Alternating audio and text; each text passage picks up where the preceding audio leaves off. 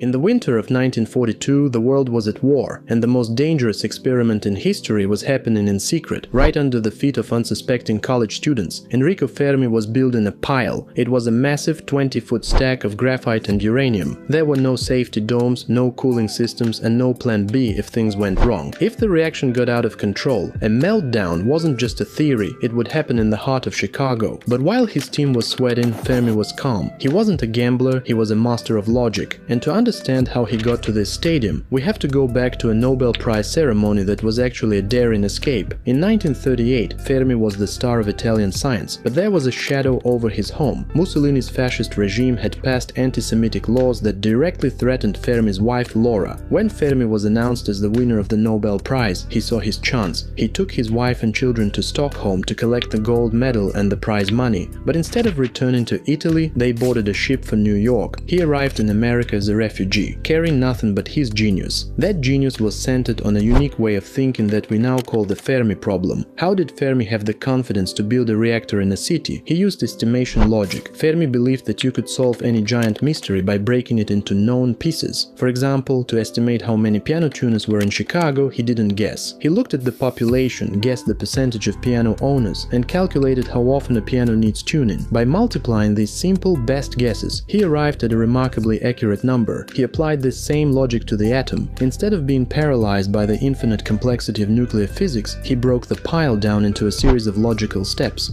How many neutrons does one atom release? How many of those will hit another atom? How much graphite is needed to slow them down just enough? By solving these small napkin sketches, he realized he didn't need a massive laboratory, he just needed the right pile of materials. On December 2nd, the experiment reached its climax. Fermi stood on the balcony overlooking the graphite stack. He ordered the control rods, the brakes of the reactor, to be pulled out one by one. To a bystander, it looked like he was playing with fire, but Fermi was checking his slide rule every few minutes. His logic told him exactly where the tipping point was. At 3:25 p.m., the radiation counters began a steady, frantic clicking. The reaction was self-sustaining. Humanity had controlled the power of the stars for 28 minutes. Fermi calmly ordered the shutdown and suggested the team go to dinner. A coded message was sent to Washington. The Italian navigator has landed in the New World.